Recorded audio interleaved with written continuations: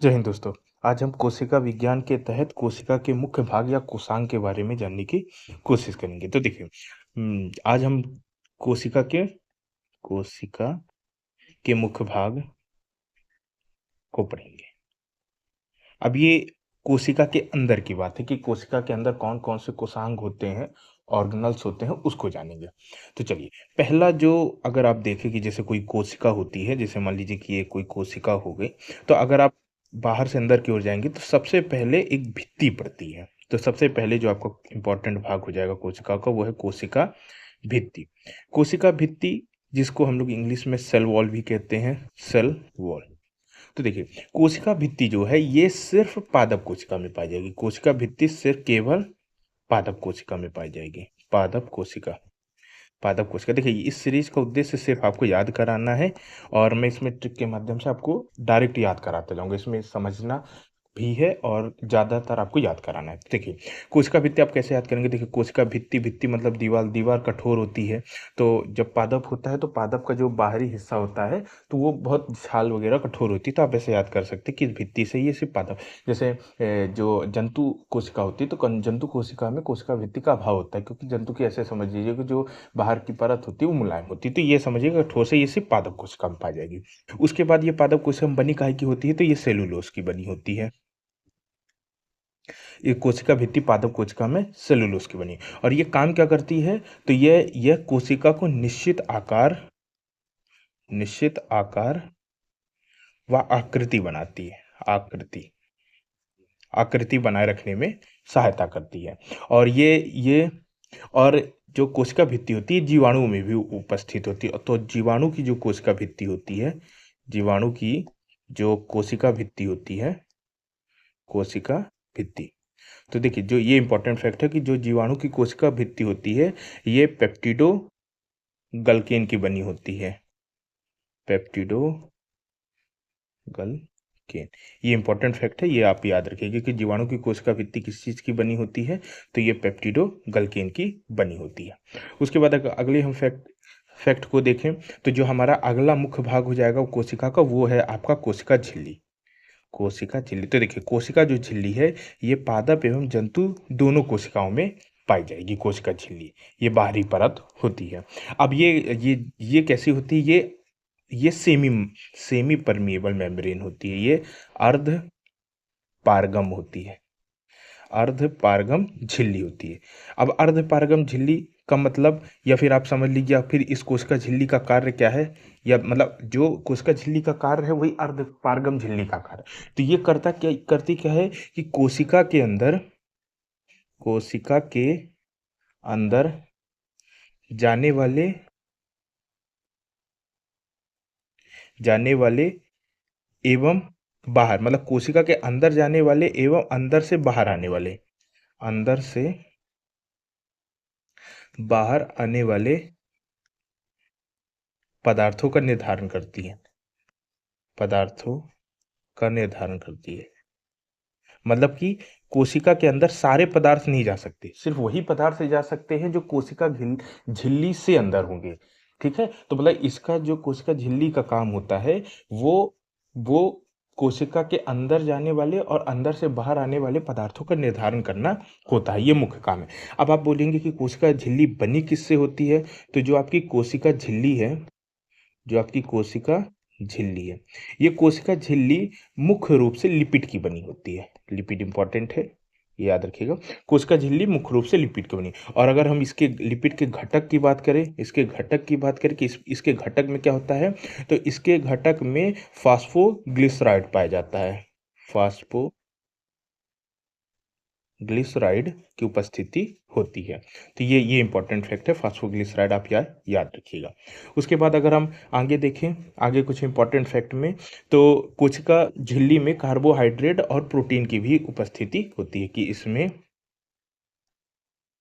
Protein व carbohydrate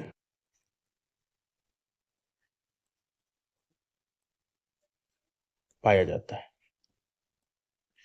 चलिए, अब एक इम्पॉर्टेंट फैक्ट हो जाता है कि जो कोशिका झिल्ली का उन्नत नमूना जो मॉडल प्रस्तुत किया था, कोशिका झिल्ली का जो मॉडल प्रस्तुत किया है, कोशिका झिल्ली का उन्नत नमूना किसने प्रस्तुत किया है? ये 1972 में दो वैज्ञानिक थे, इनका नाम याद, एक का नाम है सिंगर और दूसरे का नाम है निकोलसन। निकोलसन। तो सिंगर व निकोलसन दो इंपॉर्टेंट वैज्ञानिक थे जिन्होंने कोशिका झिल्ली का ये जो मॉडल है, नमूना है, ये प्रस्तुत किया था। तो आप ऐसे याद कर लीजिएगा कि कोशिका झिल्ली का जो मॉडल है वो सन ने प्रस्तुत किया। तो सा से हो जाएगा सिंगर और ना से हो जाएगा ट्रिक के माध्यम सन। तो सा से हो जाएगा सिंगर, ना से हो जाएगा निकोलसन। चलिए अब अगर हम आगे अगले जो इम्पोर्टेंट हम कोशिका का मुख्य भाग है, अगर हम उसको देखें तो अगला हमारा जो इम्पोर्टेंट भाग है वो आ जाता है तारक काय। तारक काय। तारक काय जिसे हम इंग्लिश में सेंट्रोसोम भी कहते हैं, सेंट्रोसोम। अब आप बोलेंगे सेंट्रोसोम क्या है? तो देखिए सेंट्रोसोम सबसे ज़्यादा जो इम्पोर्टेंट काम है, इसका काम है कोशिका विभाजन का। मतलब कोशिका विभाजन जो होता है उसमें सेंट्रोसोम हेल्प करता है। सेंट्रोसोम के बिना कोशिका विभाजन नहीं होता। अब अगर हम इसके खोज की बात करें, खोज की, इसकी खोज किसने की? तो जो इसमें खोज में सबसे इम्पोर्टेंट नाम है वो है बोबेरी ने। बोबेरी। बोबेरी का नाम आप याद रखिएगा, किसकी खोज बोबेरी ने की, ये इंपॉर्टेंट है। अब इसको याद करने का तरीका मैं आप बता दूं तो तारक है, तारक जो है, तारक अपन तारक मेहता का उल्टा चश्मा, तो ऐसे समझिए तारक जो है वो बाबरा है, तो बाबरा से बोबेरी हो जाएगा। ठीक है। अब ये जो होता है ये केवल जो ये कोशिका विभाजन है में हेल्प करता है तारक का, ये केवल जंतु कोशिका में पाया जाता है, जंतु कोशिका। और वहीं अगर अगर हम बात करें कि पादप कोशिका में कोशिका विभाजन किसके द्वारा होता है, तो उसके लिए सेल प्लेट अलग से होती है। तो ये सिर्फ तारक काय जो है ये जंतु कोशिका में उपस्थित होगा। और इसी के अंदर तारक काय के अंदर आपके एक कण पाए जाते हैं जिसको हम सेंट्रियोल्स कहते हैं, ये याद रखिएगा, ये इसके अंदर होता है। अगर हम अगले इंपॉर्टेंट कोशिकांग की बात करें तो अगला है आपका endoplasmic reticulum. Endoplasmic reticulum, ER इसको बोलते हैं। अंतर्द्रव्यी जालिका, अंतर्द्रव्यी जालिका। तो जो इंडोप्लाज्मिक रेटिकुलम है, अब देखिए इंडोप्लाज्मिक रेटिकुलम होता क्या है? देखिए क्या होता है, जैसे मान लीजिए मैं आपको थोड़ा बता, जैसे मान लीजिए कि एक कोशिका हो गई और ये हो गया केंद्रक हो गया। तो जो इंडोप्लाज्मिक रेटिकुलम होता है ये केंद्रक से ऐसे ऐसे ऐसे ऐसे कर करके ऐसे ऐसे जुड़ा जुड़ा करके ये मतलब कि केंद्रक की जो झिल्ली है, ये वाली केंद्रक की झिल्ली है बाहरी परत, और ये कोशिका झिल्ली है। तो ये केंद्रक झिल्ली और कोशिका झिल्ली के बीच में दोनों का ज्वाइंट रहता है, तो ये इंडोप्लाज्मिक रेटिकुलम होता है। अब इसका अगर हम देखें कि काम क्या है, इसका काम क्या है, तो ये क्या करता है कि जब ये होता है तो देखिए इसमें ना बीच बीच में ना छोटे छोटे कण, कहीं कहीं छोटे छोटे कण चिपके हुए होते हैं। तो वो जो कण होते हैं वो राइबोसोम होते हैं। तो जो इंडोप्लाज्मिक रेटिकुलम है, इंडोप्लाज्मिक रेटिकुलम में ये दो प्रकार का हो जाता है। इंडोप्लाज्मिक रेटिकुलम दो प्रकार का हो जाता है। पहला कहलाता है smooth endoplasmic reticulum, smooth endoplasmic reticulum. अब जो स्मूथ इंडोप्लाज्मिक रेटिकुलम होगा उसमें राइबोसोम के कण नहीं चिपकेंगे, और ये क्या करेंगे, ये वसा का निर्माण करेंगे, वसा का निर्माण करेंगे।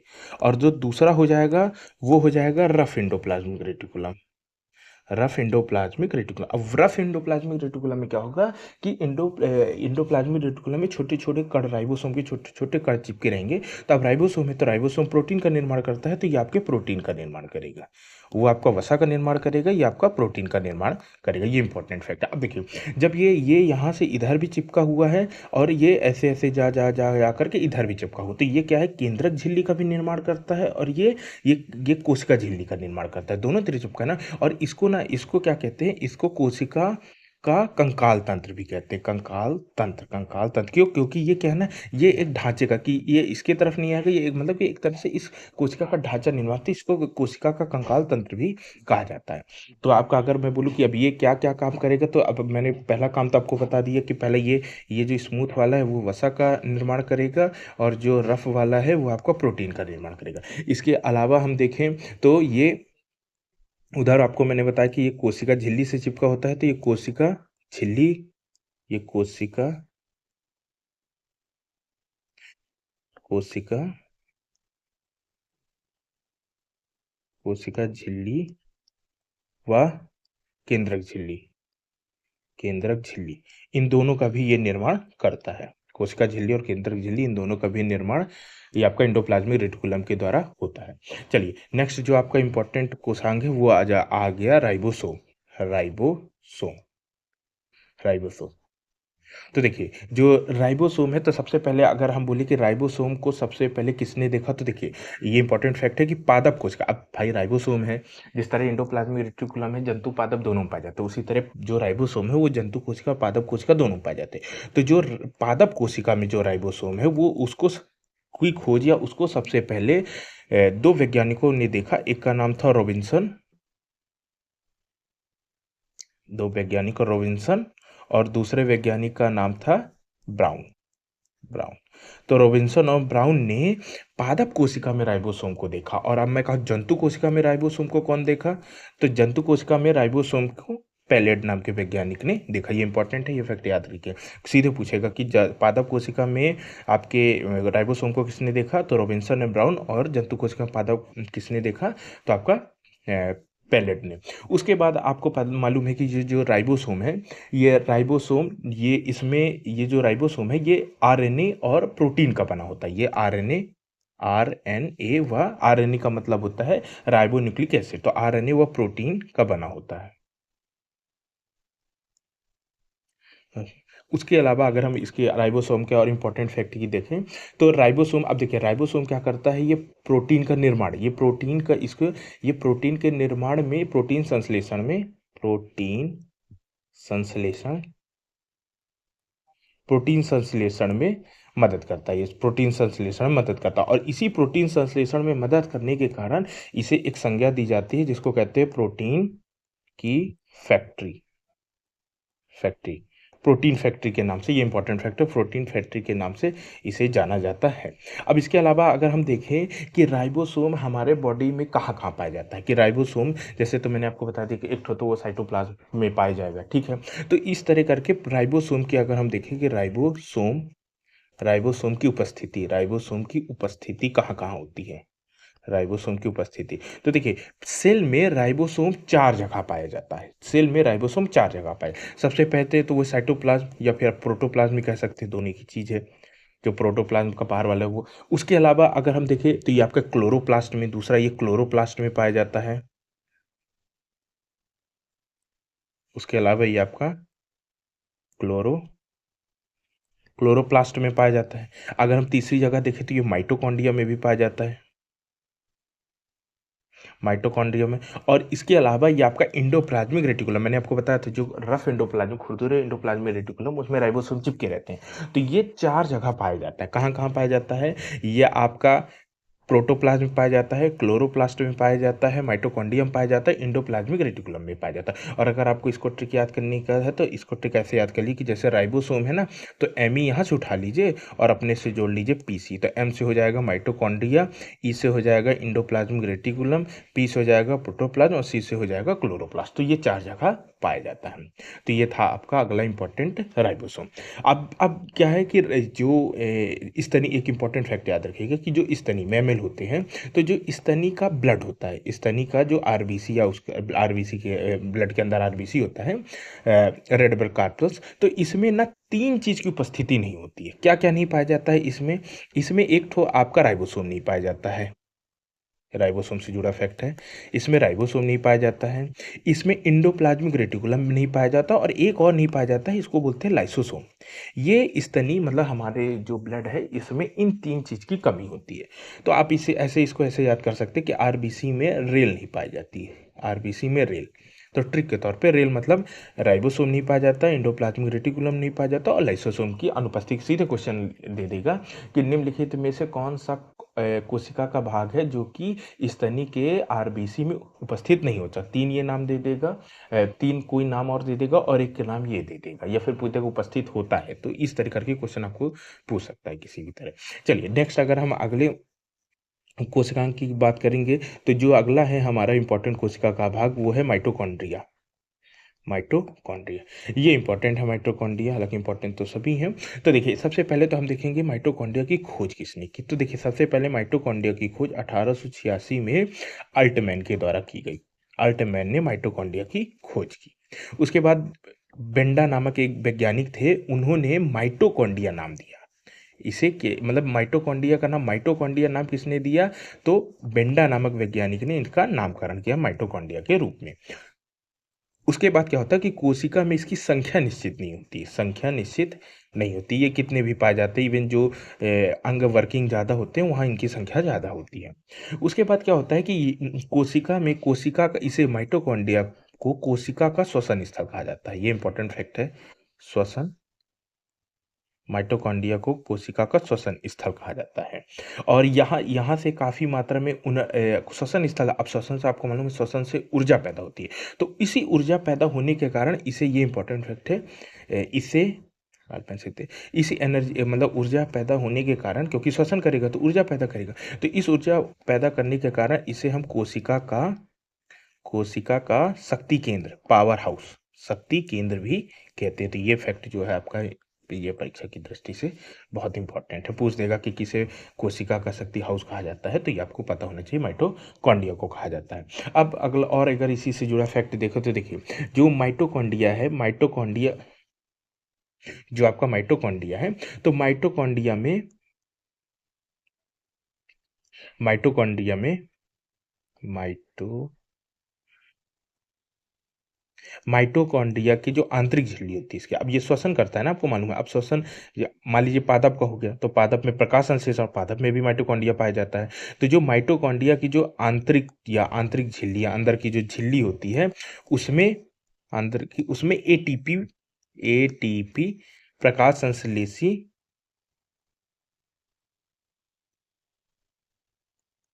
प्रकाश संश्लेषकारी रासायनिक अभिक्रिया होती है, जिसके कारण ही वह ऊर्जा उत्पन्न करता है, या इसी को हम श्वसन भी कह सकते हैं।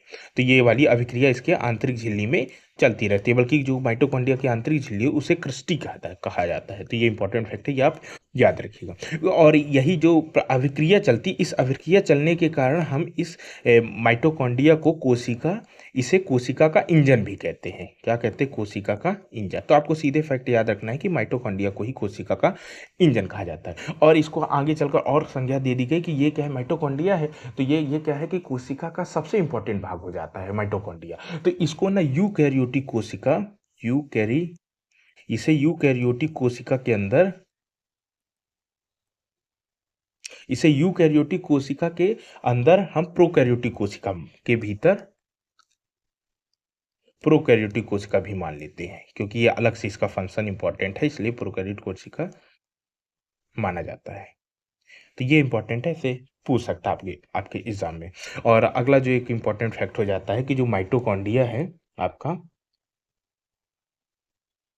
जो आपका माइटोकॉन्ड्रिया है, ये विखंडन द्वारा विभाजित होता है। ये इंपॉर्टेंट है, देखिए सीधे पूछ देगा कि माइटोकॉन्ड्रिया का विभाजन किस प्रक्रिया के तहत होता है, तो ये आपको पता होना चाहिए। ये इंपॉर्टेंट फैक्ट है, ये विखंडन द्वारा विभाजित होता है। उसके बाद आगे हम देखें कि अगला जो इंपॉर्टेंट है कि देखिए माइटोकॉन्ड्रिया में इसमें डीएनए भी पाया जाता है। डीएनए, माइटोकॉन्ड्रिया में डीएनए को पता है। अब आपको मालूम है डीएनए केंद्रक में भी पाया जाता है। तो चलिए हम देख लेते हैं कि डीएनए कहाँ कहाँ पाया जाता है। तो देखिए, जो डीएनए है ना, डीएनए की उपस्थिति अगर हम देखें कि डीएनए की उपस्थिति कहाँ कहाँ होती है, तो डीएनए डीएनए उपस्थिति तीन जगह, बॉडी में तीन जगह डीएनए पाया जाता है। सबसे पहले आपको मालूम है केंद्रक, केंद्रक जिसको हम लोग न्यूक्लियस भी बोलते हैं, केंद्रक में। दूसरा भी मैंने आपको बताया, ये माइटोकॉन्ड्रिया में केंद्रक में हो गया। उसके बाद माइटोकॉन्ड्रिया में आपका पाया जाता है। और इसके अलावा एक और जगह है जिसको हम लोग बोलते हैं क्लोरोप्लास्ट, क्लोरोप्लास्ट।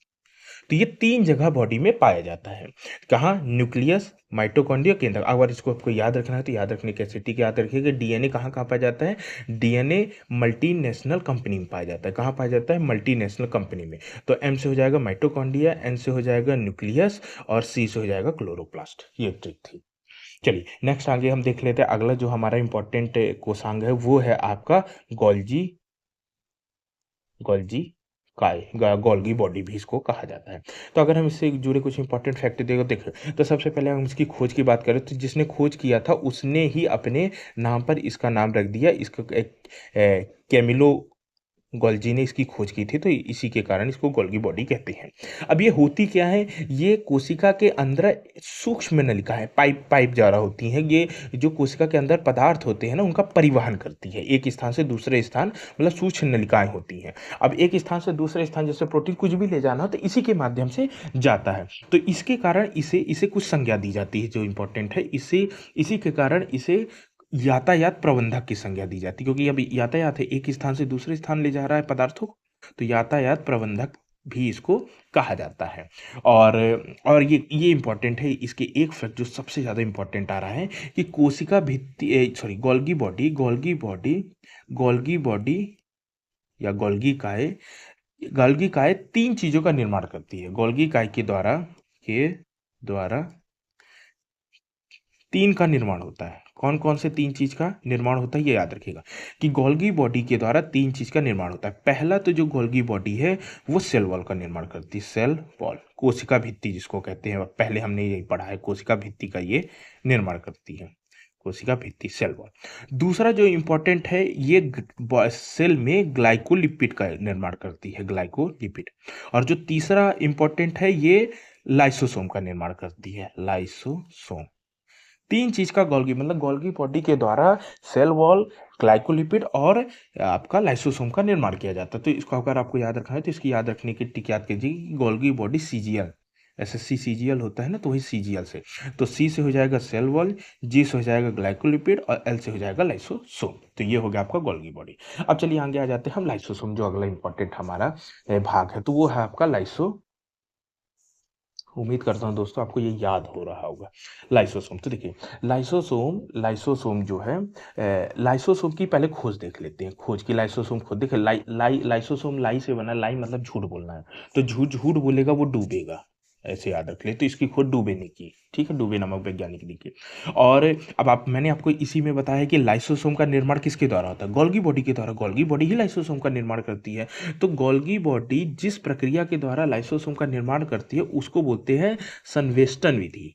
मतलब लाइसोसोम गोल्गी बॉडी संवेष्टन विधि के द्वारा लाइसोसोम का निर्माण करती है, का निर्माण, मतलब कि लाइसोसोम का निर्माण, ये क्वेश्चन सीधे पूछेगा कि लाइसोसोम का निर्माण किस विधि के द्वारा होता है, तो संवेष्टन विधि के द्वारा होता है। अब इस लाइसोसोम में ना कई हाइड्रोलिटिक एंजाइम पाए जाते हैं, हाइड्रोलिटिक एंजाइम। इन हाइड्रोलिटिक एंजाइम ये क्या करते हैं कि चीजों का पाचन को, उसको डिस्ट्रॉय करने, इसको हम लोग बोलते हैं जल अपघटकी एंजाइम पाया जाता है, जल अपघटकी एंजाइम इसमें पाया जाता है। अगर हम उसके अलावा देखें तो ये क्या करता है, ये लाइसोसोम जो है इंपॉर्टेंट है। ये लाइसोसोम कोशिका के जितने भी अपशिष्ट पदार्थ हैं, अपशिष्ट कोशिका के अंदर जितने भी अपशिष्ट पदार्थ हैं, उन सब का क्या करता है, ये पाचन करते हैं, अपशिष्ट पदार्थ का पाचन करता है। और इस अपशिष्ट पदार्थ का पाचन करने के बाद उस सारे अपशिष्ट पदार्थों को अपने अपने अंदर लाइसोसोम रख लेता है। उसके बाद वो अपने खुद ही डिस्ट्रॉय हो जाता है, आत्महत्या। तो इस कारण इसे, मतलब अपने अंदर लेने के बाद अपने को ही खत्म कर लेता है। अब ये हाइड्रोलिटिक एंजाइम होते हैं, ये जहां भी पड़ते हैं उसको डिस्ट्रॉय कर देते हैं, तो ये अपने अंदर के सारे हाइड्रोलिटिक एंजाइम को फोड़ देता है। तो इस कारण इसको आत्म इस कारण इसे आत्मघाती थैली या सुसाइड वेसल भी कहते हैं। तो ये इंपॉर्टेंट है, सीधे पूछ देगा कि आत्मघाती थैली के नाम से किसे जाना जाता है, तो आपको सिर्फ इतना पता होना चाहिए कि लाइसोसोम को आत्मघाती थैली कहते हैं। उसके बाद, और मैंने आपको पहले ही बता दिया कि लाइसोसोम जो है वो स्तनी, यहाँ पे मैंने आपको बताया है पहले ही कि लाइसोसोम जो है वो स्तनी में नहीं पाया जाता है, ठीक है, मैं आपको पहले ही बता चुका हूँ कि लाइसोसोम जो है वो स्तनी में नहीं पाया जाता है, देख लीजिएगा। उसके बाद जो अगला हमारा इंपॉर्टेंट कोषांग है वो है लवक। जो हमारा अगला इंपॉर्टेंट कोषांग है वो है लवक। लवक जिसको इंग्लिश में प्लास्टिड बोलते हैं, प्लास्टिड। अब क्या देखिए, ये जो लवक है ना, लवक ये रंगों के लिए रिस्पॉन्सिबल होता है और साथ में प्रकाश संश्लेषण के लिए रिस्पॉन्सिबल होता है। तो ये जो लवक है ये केवल पादप कोशिका में पाया जाता है, जंतु कोशिका में नहीं पाया जाता, ये सिर्फ पादप कोशिका में पाया जाता है। लवक सिर्फ पादप कोशिका में पाया जाता है। और ये लवक तीन प्रकार के होते हैं। लवक कितने प्रकार के होते हैं, तीन प्रकार के होते हैं लवक। पहला होता है, पहले को बोलते हैं हम हरित लवक जिसको बोला जाता है क्लोरोप्लास्ट। दूसरा कहलाता है आपका अवर्णिक लवक, आवर्णिक लवक, जिसको इंग्लिश में बोलते हैं ल्यूकोप्लास्ट, और तीसरा कहलाता है वर्णी लवक, वर्णी लवक, जिसको हम लोग बोलते हैं क्रोमोप्लास्ट। तो ये 3 प्रकार के लवक होते हैं। तो चलिए हम एक-एक करके देख लेते हैं। तो देखिए, पहला जो है, जो सबसे इम्पोर्टेंट है, ये है हरित लवक। हरित लवक। तो देखिए, लवक, जो हरित लवक है, जिसको हम लोग क्लोरोप्लास्ट बोलते हैं, ये हरित नाम इसलिए पड़ा क्योंकि ये जो लवक है, ये हरे रंग का होता है। हरा रंग होता है इसका। और इस हरे रंग के कारण ये पौधों में प्रकाश संश्लेषण में सहायता करता है। ये पौधों में क्या करता है? ये पौधों के प्रकाश संश्लेषण में सहायता करता है। पौधों के प्रकाश संश्लेषण में सहायता करता है। और इस मतलब प्रकाश संश्लेषण में सहायता करने के कारण इसे एक संज्ञा दी जाती है। ये इंपॉर्टेंट है, ये याद रखिएगा। इसे हम लोग या हरित लवक को पादप कोशिका की ये इंपॉर्टेंट याद रखिएगा, रसोई घर कहते हैं। सीधे पूछेगा कि निम्न में से किसे पादप कोशिका की रसोई घर कहते हैं, तो आपको इफेक्ट पता होना चाहिए कि हरित लवक को पादप कोशिका की रसोई घर के नाम से जाना जाता है।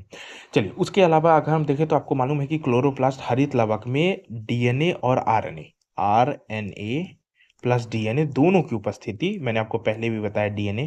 देखिए, यहाँ पे मैंने आपको ट्रिक भी बताया था कि डीएनए कहाँ-कहाँ पाया जाता है। तो ये देखिए, यहाँ पे बताया था डीएनए कहाँ पाया जाता है, क्लोरोप्लास्ट। ये सी से डीएनए की उपस्थिति, तो ये मैं आपको पहले ही ट्रिक बता चुका हूँ।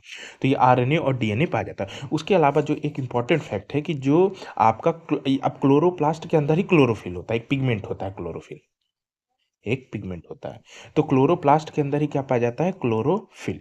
तो क्लोरोफिल में एक तत्व की उपस्थिति होती है जिसको हम मैग्नीशियम बोलते हैं। तो ये इंपॉर्टेंट है, ये पूछ सकता है कि क्लोरोफिल के अंदर कौन कौन से तत्व पाए जाते हैं, तो मैग्नीशियम पाया जाता है। क्लोरोफिल के अंदर मैग्नीशियम पाया जाता है। और अगर आपसे पूछेगा कि नहीं क्लोरोप्लास्ट के अंदर ही बताओ कौन कौन से तत्व पाए जाते हैं, क्लोरोप्लास्ट, देखिए अगर आपसे पूछेगा कि क्लोरोफिल के अंदर कौन सा तत्व पाया जाता है, तब आपको ऑप्शन में मानना है मैग्नीशियम। लेकिन जब बोलेगा क्लोरोप्लास्ट के अंदर कौन कौन से तत्व होते हैं, तो उसमें 3 तत्व पाए जाते हैं। एक कहलाता है Mn मतलब मैग्नीज, दूसरा कहलाता है Fe मतलब कि लोहा आयरन, और तीसरा कहलाता है Cu मतलब कॉपर तांबा।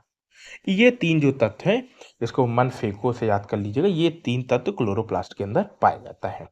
ओके, अब चलिए हम देख लेते हैं अगला जो हमारा ये प्लास्टिड पढ़ रहे थे, तो पहला जो हरित लवक है वो समाप्त है। अब दूसरा हम देख लेते हैं अवर्णी लवक। तो देखिए, आपको मालूम है वर्ण का मतलब होता है रंग। रंग क्या होता है?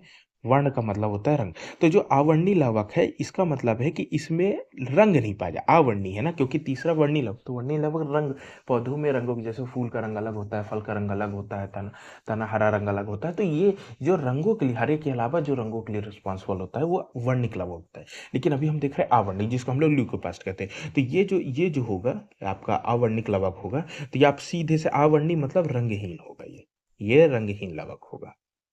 ओके, अब ये सीधी जब रंगहीन है, तो ये उन भागों में पाया जाएगा जो कि प्रकाश से वंचित रहते हैं, जो प्रकाश से उन भागों में पाया जाता है जो प्रकाश से वंचित रहते हैं। अब वंचित रहते हैं तो क्या करते हैं? ये भोजन को स्टोर करते हैं। ये क्या करते हैं? आवर्णिक लवक जो है ये भोज्य पदार्थ, क्योंकि देखिए जैसे पत्ती हो गई, पत्तियों में स्टोमेटा पाया जाता है, वहाँ प्रकाश संश्लेषण होता है, तो भोजन का कुछ थोड़ा बहुत प्रकाश संश्लेषण तनों में भी होता है। तो ये प्रकाश के सामने रहते हैं, तो यहाँ पे प्रकाश संश्लेषण। लेकिन अब ये लोग भोजन का निर्माण करते हैं, तो ये तो स्टोर कर नहीं सकते। तो स्टोर कहाँ करेंगे? स्टोर वहाँ करेंगे जहाँ पे आवर्णिक लवक पाया, और आवर्णिक लवक वहाँ पाया जाता है जो भाग प्रकाश के कांटेक्ट में नहीं होता। और अगर मैं बोलूँ कि प्रकाश के कांटेक्ट में कौन सा भाग नहीं होता, तो जैसे जड़, जड़ जमीन के अंदर होती है, और कुछ कुछ भूमिगत जो तना होता है, क्योंकि पूरा तना बाहर थोड़ी ना, कुछ कुछ भूमिगत जो तना होता है वो भी आपका भोजन को स्टोर करता है। तो ये क्या करता है? भोज्य पदार्थ का संग्रहण करता है, भोज्य पदार्थों का संग्रहण संग्रह करता है। मैं उम्मीद करता हूँ दोस्तों आपको समझ में आ रहा होगा। चलिए, अगला जो लास्ट है हमारा 3 देखना था ना हमें, ये देखिए अवर्णिक लवक जो है, अवर्णिक लवक जो है ये लास्ट देख लेते हैं। तो देखिए, जो वर्णिक लवक है इसको हम लोग बोलते हैं वर्णी लवक। वर्ण मतलब रंग, मतलब ये क्या है? ये रंगों के लिए रिस्पॉन्सिबल होगा, ठीक है, वर्णिक लवक। तो ये कैसे होंगे? पहला तो सीधी सी बात समझ में आ गई कि ये रंगीन लवक होंगे।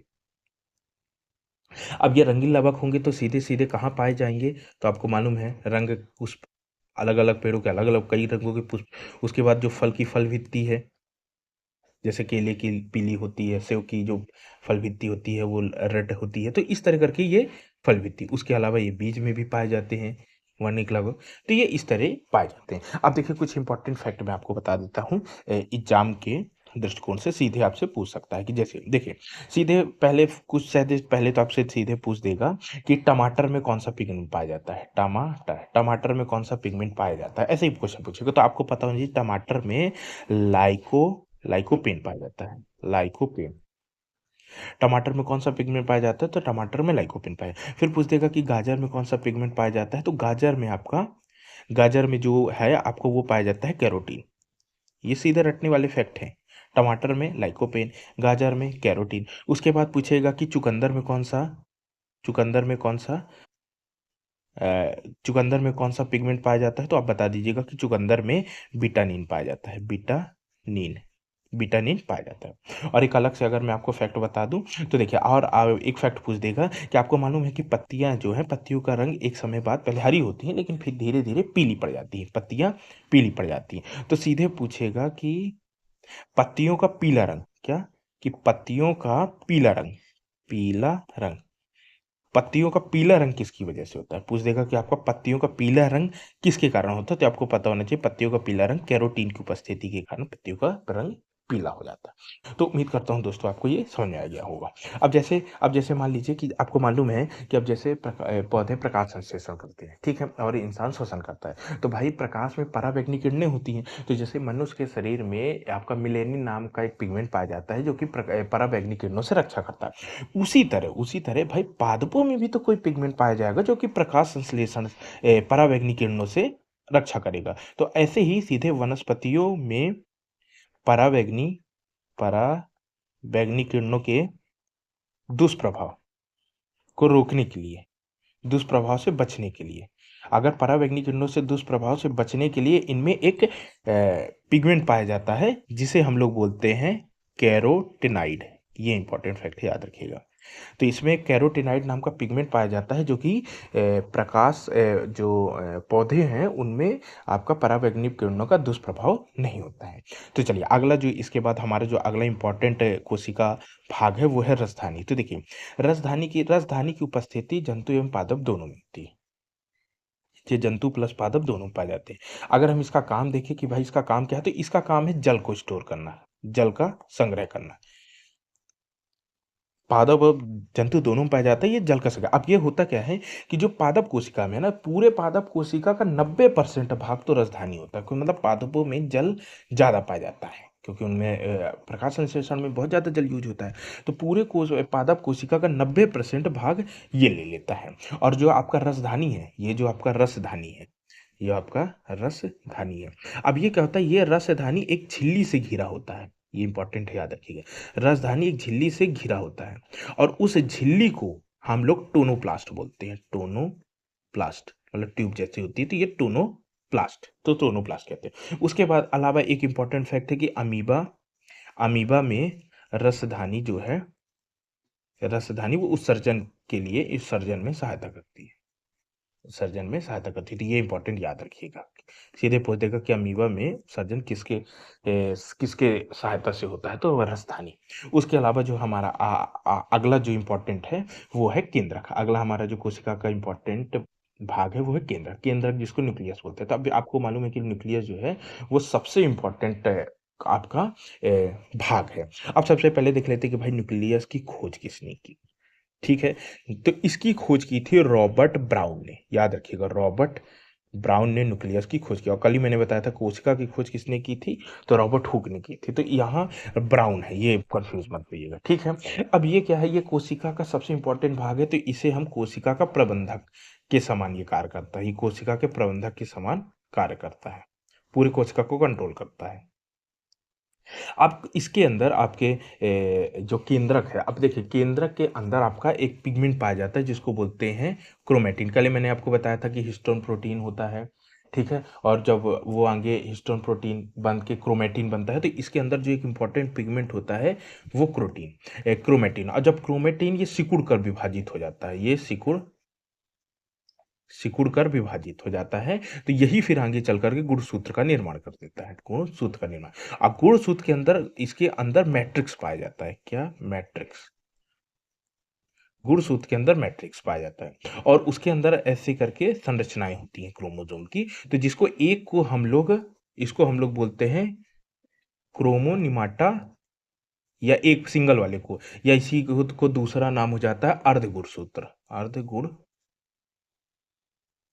अर्धगुण सूत्र। और ये एक दूसरे को जहां मिलती हैं, जैसे ये यहां मिलती हैं, तो इसको बोल देते हैं सेंट्रोमियर। सेंट्रो, ठीक है। फिर इसके बाद अगला इंपॉर्टेंट फैक्ट है कि जैसे मानव, सीधे पूछ देगा मानव में कितने गुणसूत्र पाए जाते हैं, तो आपको पता होना चाहिए 23 जोड़े। 23 जोड़ा मतलब टोटल अगर पूछेगा तो फिर 46 आपको लगाना पड़ेगा, ठीक है। उसी तरह अगर आपसे पूछ देगा कि चिंपांजी में कितने पाए जाते हैं, कि चिंपांजी में कितने गुणसूत्र होते हैं, तो उसमें एक जोड़ा अधिक होता है, मतलब 24 जोड़ा, 48 हो जाते हैं उसमें। फिर अगर पूछ देगा कि बंदर में कितने पाए जाते हैं, ये इंपॉर्टेंट फैक्ट है, तो 21 जोड़े बंदर में कम होते हैं, ठीक है। 21 जोड़ा बता रहा हूँ। उसके बाद चलिए, तो ये मेरे ख्याल से आपको समझ में आ गया होगा। उसके बाद अगर अगले इंपॉर्टेंट फैक्ट ये देखें, तो ये सीधे आपसे पूछेगा कि गुणसूत्र को, इंपॉर्टेंट फैक्ट है कि गुणसूत्रों को वंश, को वंशगति का वाहक कहा जाता है। गुणसूत्र को वंशगति का वाहक के नाम से जाना जाता है, क्योंकि गुणसूत्र जो कि एक पीढ़ी से दूसरी पीढ़ी जीन भी ट्रांसफर होते हैं, तो ये ले जाते हैं, तो गुणसूत्र में जीन्स रहते हैं, तो इसे वंशगति का वाहक कहते हैं। अब जो एक अगला इंपॉर्टेंट फैक्ट हो जाता है, वो हो जाता है कि गुणसूत्र की वंशगत का सिद्धांत किसने दिया था। गुणसूत्रों की वंशागत का सिद्धांत। तो देखिए, इसमें दो नाम बहुत फेमस है, दो लोगों ने मिलकर दिया था। एक का नाम है सूटन और दूसरे वैज्ञानिक का नाम था बोबेरी। तो देखिए, सूटन और बोबेरी ने, दोनों ने मिलकर के गुणसूत्र के वंशागत का सिद्धांत दिया। तो इसको याद करने का तरीका समझिए, गुणसूत्र सब में होता है ना, ऐसे टिकट बना लीजिएगा कि गुणसूत्र तो सब में पाया जाता है, तो सा से समझ लीजिएगा सूटन और बा से बोबेरी। चलिए आगे हम देख लेते हैं। अब देखिए, चलिए अगला जो इम्पोर्टेंट है वो है डीएनए। अब बताया, मैंने आपको बताया था डीएनए कहाँ कहाँ पाया जाता है, उसकी ट्रिक भी मैंने आपको बताया था कि ये मल्टीनेशनल कंपनी, एम मतलब माइटोकॉन्ड्रिया, एन मतलब न्यूक्लियस और सी मतलब क्लोरोप्लास्ट, ये 3 जगह पाया जाता है। तो चलिए डीएनए के बारे में जान लेते हैं। तो देखिए, डीएनए को आपको मालूम है कि इसको डाईऑक्सीराइबोस शुगर कहते हैं, ठीक है ना। अब ये क्या डीएनए होता क्या है, तो ये देखिए, ये अब आप पहले तो आप केंद्रक में पाया जाती है, ये तो मैं पहले ही बता, ठीक है। डीएनए क्या होता है, ये पॉलीन्यूक्लियोटाइड चैन होती है, ये पॉलीन्यूक्लियोटाइड चैन होती है, ठीक है ना। अब अगर हम इसके देखें कि इसके जो न्यूक्लियोटाइड होता है, तो इसमें इसके दो भाग होते हैं। तो पहला कहलाता है न्यूक्लियोसाइड और दूसरा होता है फॉस्फेट, ठीक है। अब न्यूक्लियोसाइड जो होता है, ये फिर से दो भाग में, तो ये एक शुगर हो गया, वही जो आपका डाई ऑक्सीराइबोस शुगर हो जाता है, और दूसरा हो जाता है आपका बेस सा। तो अब अगर डीएनए की देखिए, अगर हम डीएनए की बात करेंगे, डीएनए, तो डीएनए में जो 4 बेस पाए जाते हैं, ये याद रखिएगा, ठीक है ना। डीएनए में कौन कौन सा बेस पाए जाते हैं, तो 4 पाए जाते हैं, जिसको हम लोग बोलते हैं एटीजीसी। एटीजीसी इसकी ट्रिक है। तो एटी मतलब हो जाता है एडनिन, एडनिन। टी मतलब हो एटी, टी मतलब हो जाता है थाइमिन, जी मतलब हो जाता है ग्वानिन, और आपका सी मतलब हो जाता है साइटोसिन। तो ये 4 बेस ही इंपॉर्टेंट है, ये 4 बेस होते हैं। और क्या होता है, ए जो आपका एटी के बीच है, एटी मतलब एडनिन और थाइमिन, इनके बीच में डबल हाइड्रोजन बॉन्ड होता है। और वहीं अगर मैं बोलूं कि जीसी, जीसी मतलब ग्वानिन और साइटोसिन, इनके बीच में ट्रिपल हाइड्रोजन बॉन्ड होता है। तो ये आपका डीएनए हो गया। अब इसी तरह अगर हम आरएनए की बात करें, तो अगर हमसे कुछ नहीं करना, आरएनए, आरएनए में भी क्या होगा, आरएनए में भी आपका न्यूक्लियोटाइड होगा, न्यूक्लियोटाइड होगा। अब इसमें भी दो चीज होंगी, कौन कौन से, इसमें भी आपका न्यूक्लियोसाइड होगा और फॉस्फेट पाया जाएगा, फॉस्फेट पाया जाएगा। अब न्यूक्लियोसाइड में भी, इसमें भी शुगर होगा, और कौन सा शुगर होगा आपको पता है, अब आरएनए है तो राइबोस शुगर होगा, और इसमें भी आपका बेस पाया जाएगा। अब जो वहां पे क्या था, यहाँ पे क्या था, यहाँ पे बेस थे एटीजीसी, तो यहाँ पे अलग हो जाते हैं थोड़ा सा, इसके बेस हो जाते हैं एयूजीसी, एयूजीसी, एयूजीसी। अब वहां पे एटीजीसी मतलब टी की जगह यू हो जाता है। टी की जगह यू मतलब वहाँ पे थाइमिन था तो वहाँ थाइमिन की जगह यहाँ पे यूरेसिल हो जाता है बस। बाकी ये एडनिन ही रहेगा, इसमें कोई चेंज नहीं होगा। और ये आपका ग्वानिन ही रहेगा और ये आपका साइटोसिन ही रहेगा। सी है ये, साइटोसिन ही रहेगा। तो बस इतना याद रखिए क्योंकि वहाँ पे एटीजीसी होता है और ट्रिक के याद कर लीजिए, और आरएनए में एयूजीसी होता है। इसके अलावा और आपको कुछ जानने की ज़रूरत नहीं है। उसके अलावा अगर अगर हम और इम्पोर्टेंट फैक्ट देखें तो देखिए, अगर हम बोलेंगे कि डीएनए, ये आपको पता भी है कि डीएनए का double helix model, double helix model, DNA का डबल हेलिक्स मॉडल, या जिसको हम लोग हिंदी में बोलते हैं द्विकुंडलित संरचना मॉडल। मॉडल। तो जो डीएनए का डबल हेलिक्स मॉडल है वो दो वैज्ञानिकों ने ये दिया कि कब था, 1953 में दिया था। किसने दिया था? वाटसन और किक ने, दो वैज्ञानिकों ने मिलकर के दिया था। और इसी मॉडल के कारण इन्हीं दोनों वैज्ञानिकों को 1962 में नोबेल पुरस्कार दिया गया, नोबेल पुरस्कार से सम्मानित किया गया था। अगर हम डीएनए डीएनए आपका अब देखिए डीएनए का अगर हम कार्य देखें तो बताइए डीएनए का कार्य क्या है? अब आपको मालूम है कि डीएनए के अंदर जीन, इसकी अगर पहले इकाई देख ले तो देखिए डीएनए की इकाई क्या होती है? इसकी इकाई जीन होती है। और इसका जो सबसे इम्पोर्टेंट काम होता है वो है आनुवांशिक क्रियाओं को संचालित करना। कोशिका में जितनी भी आनुवांशिक क्रियाएं होती हैं, आनुवांशिक क्रियाओं को का संचालन का काम होता है डीएनए का। उम्मीद करता हूँ दोस्तों आपको समझ में आ रहा हो। और अगर देखिए ये डीएनए क्या है, ये सेल के अंदर होता है, ठीक है ना। अगर हम बोले कि प्रयोगशाला में क्या कभी किसी ने डीएनए बनाया, क्योंकि भाई डीएनए तो वैसे नेचुरल हो गया, लेकिन हाँ प्रयोगशाला में भी डीएनए को सर्वप्रथम बनाया गया है। और आपको मालूम होगा कि इसका जो डीएनए का संश्लेषण किया था वो एक इंडियन थे जिसका नाम था हरगोविंद खुराना। इन्होंने प्रयोगशाला में ही डीएनए को बना दिया। तो ये नाम आपका इंपॉर्टेंट है, ये याद रखिएगा। अब अगर हम देखें, चलिए उसके बाद अगर हम आरएनए के, ये डीएनए हो गया। अब देखिए आरएनए के बारे में देख ले, थोड़ा आरएनए के बारे में जान लेते हैं। अब आरएनए देखिए, अब आपको मालूम है आरएनए, देखिए आरएनए आरएनए 3 प्रकार के होते हैं। आरएनए 3 प्रकार के होते हैं, 3 प्रकार के। एक का नाम है पहले एमआरएनए, एमआरएनए। दूसरे का नाम है टीआरएनए, टीआरएनए। और तीसरे का नाम है आरआरएनए, आरआरएनए। सबसे पहले तो इसका नंबर नाम जान लीजिए। देखिए एम का मतलब होता है मैसेंजर, मैसेंजर, एमआरएनए मैसेंजर। और टी यानी ट्रांसफर आरएनए, ट्रांसफर आरएनए। और आर मतलब राइबोसोम आरएनए।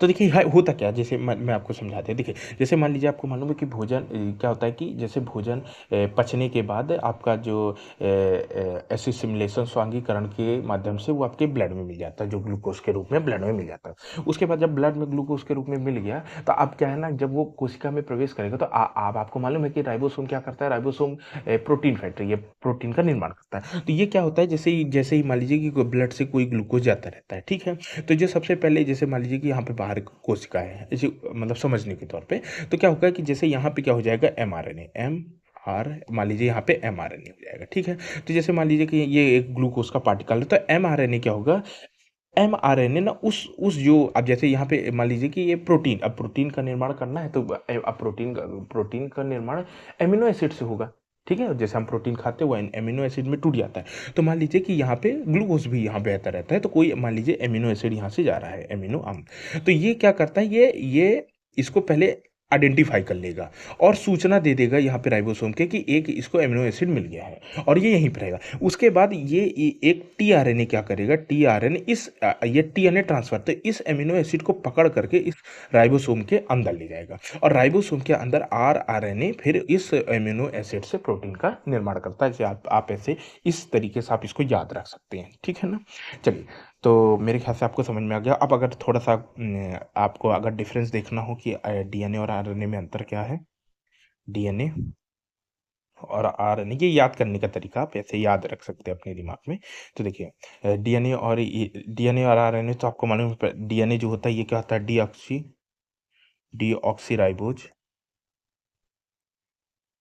राइबोज शर्करा या शुगर होता है। और वहीं आपका आरएनए क्या होता है, ये आपका राइबोज शुगर होता है, राइबोज शुगर। उसके अलावा अब इसका मैंने आपको बेस बताया था कि डीएनए में क्या पाया जाता है, तो इसमें एटीजीसी बताया था। एटीजीसी पहले उसके इस मॉडल पे मैंने आपको बताया एटीजीसी पाया जाता है। और यहाँ पे अगर डिफरेंस में देखें तो यहाँ पे क्या आ जाएगा, यहाँ पे कौन कौन से बेस होंगे, तो एयूजीसी, यहाँ पे थायमिन की जगह यूरेसिल आ जाएगा, तो एयूजीसी हो जाएगा।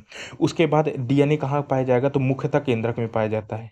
डीएनए केंद्रक, मुख्यतः केंद्रक में पाया जाता है। हालांकि कहाँ कहाँ पाया जाता है ये मैं आपको बता दिया। और ये जो होता है ये केंद्रक में तो पाया जाता है, पर केंद्रक के अलावा ये कोशिका द्रव्य साइटोप्लाज्म में भी इसकी पर्याप्त मात्रा में उपस्थिति होती है। चलिए इतना मेरे ख्याल से आपको समझ में आ गया होगा। अब इसके बाद अगर हम थोड़ा सा एक और अंतर डिफरेंस देख लेते हैं, वो है आपका पादप कोशिका, पादप कोशिका, ऐसे पादप कोशिका और जंतु कोशिका। पादप कोशिका और अगर जंतु कोशिका के बीच में थोड़ा सा अंतर देखने का प्रयास करें तो देखिए, अगर आप इसका अंतर देखें तो देखिए कुछ नहीं। सबसे पहले मैंने बताया था कि जो पादप कोशिका उसमें कोशिका भित्ति होती है, कोशिका भित्ति, पादप की जो कोशिका भित्ति है वो केवल पादप कोशिका में पाई जाती है, तो ये पाई जाती है, लेकिन जंतु कोशिका में कोशिका भित्ति नहीं होती है। और क्या होता है, पादप कोशिका में लवक होता है, लवक होता है, लेकिन जंतु कोशिका में लवक नहीं।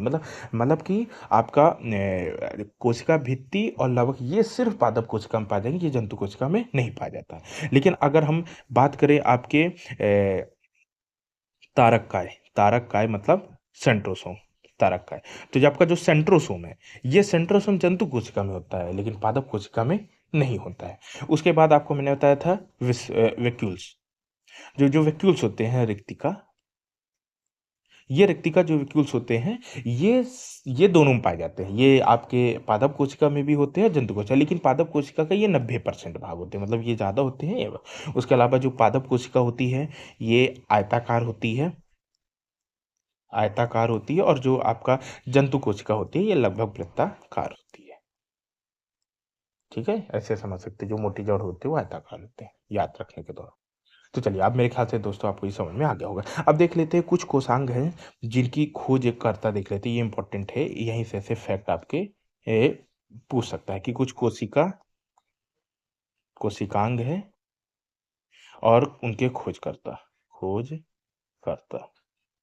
मैं ट्रिक के माध्यम से बता दूंगा ताकि आपको थोड़ा जल्दी आ। ठीक है, तो देखिए केंद्रक का तो ये आपको सबको पता है, पहले भी जानते हैं, इसका रॉबर्ट ब्राउन ने इसको खोजा था, ये आपको पता है। उसके बाद अब देख लीजिए क्लोरोप्लास्ट, क्लोरो क्लोरोप्लास्ट क्लोरोप्लास्ट ठीक है, तो देखिए क्लोरोप्लास्ट की खोज, देखिए क्लोरोप्लास्ट की खोज की थी स्प्रिंग पर ने इस इस चिम्पर ने की थी, सॉरी, ये जो क्लोरोप्लास्ट है, क्लोरोप्लास्ट की खोज इस चिम्पर ने की थी। तो देखिए इसको याद रखने का, क्लोरोप्लास्ट है ना, तो प्लास्ट से ब्लास्ट कर लीजिएगा कि क्लोरोप्लास्ट ब्लास्ट, और ब्लास्ट से स्प्रिंग निकल गई, तो स्प्रिंग पर ने इसकी खोज की थी। याद रखने का तरीका मैं आपको बता रहा हूँ। उसके बाद तारक तारक तारक का, इसका मैंने आपको बताया था तारक काय की खोज बोबेरी ने की थी, तो ये बताया था तारक मेहता है वो बाबरा है, पागल है, तो ऐसे याद रखिएगा। उसके बाद अगला देखें तो गोल्गी, ये तो आपको पता ही है, गोल्गी बॉडी की खोज गोल्गी ने ही की थी, गोल्जी। उसके बाद माइटोकॉन्ड्रिया, तो माइटोकॉन्ड्रिया का आपको भी पता है कि माइटोकॉन्ड्रिया की खोज ये आपका अल्टमैन ने की थी, अल्टमैन ने की थी। उसके बाद अगला जो इंपॉर्टेंट है वो है स्फेरोसोम, ये भी होता है। तो देखिए स्फेरोसोम की खोज की बात करें तो ये आपका पर्नर ने की थी। ठीक है, तो ऐसे याद करिए, स्फेयर पर ऐसे याद कर लीजिए, तो पार्टनर आपको याद रह जाएगा। उसके बाद अगले कुछ अंग इंपॉर्टेंट की बात करें तो क्रोमेटिन, क्रोमेटिन क्रोमेटिन तो क्रोमेटिन की खोज फ्लेमिंग ने की थी, फ्लेमिंग। तो याद रखने का, देखो क्रोमेटिन मतलब क्रोम याद कर लिया, और क्रोम में क्या है, सॉरी फ्लेमिंग, फ्लेमिंग। तो देखिए क्रोमेटिन है तो ऐसे याद कर लीजिए, क्रोम है तो क्रोम में क्या है, आग लगी हुई है। ठीक है, गूगल क्रोम होता है तो उसमें ऐसे याद रखिए, याद करने का तरीका है ताकि भूले ना आपको। उसके बाद अब केंद्रिका, अब ये केंद्रिका क्या है, केंद्र के अंदर केंद्रिका पाई जाती है, तो याद रखिए केंद्रिका मतलब केंद्र के अंदर है, तो ऐसे याद कर लीजिएगा कि जो केंद्रिका है वो केंद्र को कंट्रोल करेगी, तो कंट्रोल करेगी तो फोन द्वारा करेगी, किससे कंट्रोल करेगी, फोन, तो फोन से हो जाएगा, फोन द्वारा करेगी, तो फोन से कर लीजिएगा आपका फुंटाना।